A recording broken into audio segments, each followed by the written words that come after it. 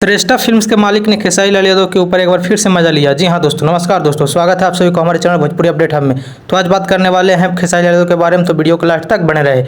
और जो भाई लोग हमारे इस चैनल को अभी तक सब्सक्राइब नहीं किए वो इस चैनल को सब्सक्राइब कर ले, क्योंकि भोजपुरी और मगही का हर अपडेट सबसे पहले हमारे चैनल पर ही दिखाया जाता है। तो दोस्तों, श्रेष्ठा फिल्म्स के मालिक ने एक बार फिर से चौंकाने वाला पोस्ट किया। जी हाँ दोस्तों, अपने इंस्टाग्राम आईडी के माध्यम से श्रेष्ठा फिल्म्स के मालिक ने एक बार फिर से पोस्ट किया है, जो कि खेसारी लाल यादव के ऊपर लगता है। तो चलिए मैं इस पोस्ट को पढ़कर सुना देता हूं आप सभी को। जी हाँ दोस्तों, मैं इस पोस्ट को आप सभी को पढ़कर सुना देता हूं।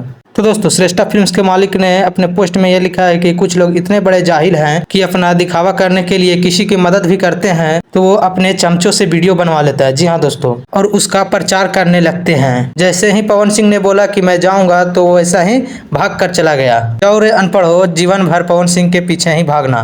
भगवान ने दिमाग तो दिया नहीं। और आगे लिखते हैं, खुद तो नेता बने नहीं और दूसरा कोई बन गया तो उन पर मिर्ची लग रहा है। तो यही था दोस्तों जो कि श्रेष्ठा फिल्म्स के मालिक ने अपने इंस्टाग्राम आईडी के माध्यम से पोस्ट किया था। जी हाँ दोस्तों, जब खेसारी लाल यादव ने भरत तिवारी के घर पहुंचकर मदद की तो वीडियो एक वायरल हो रहा था, उसी के बारे में लिखकर श्रेष्ठा फिल्म्स के मालिक ने शेयर कर किए हैं ये पोस्ट। जी हाँ दोस्तों, और जो भी पवन सिंह भी पहुँचने वाले हैं 25 तारीख को।